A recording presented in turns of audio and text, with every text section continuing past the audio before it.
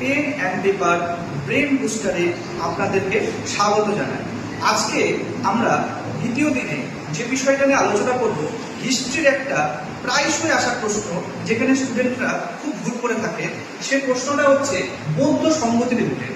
বৌদ্ধ ধর্মে যে চারখানা বৌদ্ধ সংগতি হয়েছিল, কোথায় সেটা সংগঠিত হয়, এই জিনিসটাকে আমরা যদি একটা ছোট্ট ট্রিক্সের মাধ্যমে মনে রাখতে পারি, তাহলে কিন্তু আমাদের কখনো সেটা ভুল হবে না। ট্রিক্সটা হলো রাজার শাহী পাটকাঠে। অর্থাৎ এখানে রাজা থেকে আমরা মনে রাখতে পারি রাজগৃহের নামটা, শালী থেকে মনে রাখতে পারি বৈশালীর নামটা, পাট থেকে মনে রাখতে পারি পাটলিপুত্রের নামটা, এবং কাঠের পদ থেকে মনে রাখতে পারি কাশ্মীরের নামটা। এখানে তোমরা দেখতে পাচ্ছ প্রশ্ন করেছে প্রথম বৌদ্ধ সংগতি কোথায় অনুষ্ঠিত হয়, যেটা WBCS প্রিলিমস 2023-এ এসছে। আমরা কিন্তু খুব সহজেই বলতে পারবো রাজগৃহের কথাটা। অর্থাৎ এখানে অপশন সি হবে কারেক্ট অ্যান্সার। তোমরা কমেন্টে অবশ্যই জানাবে চতুর্থ বৌদ্ধ সংগতি কোথায় অনুষ্ঠিত হয়েছে। নমস্কার, ধন্যবাদ।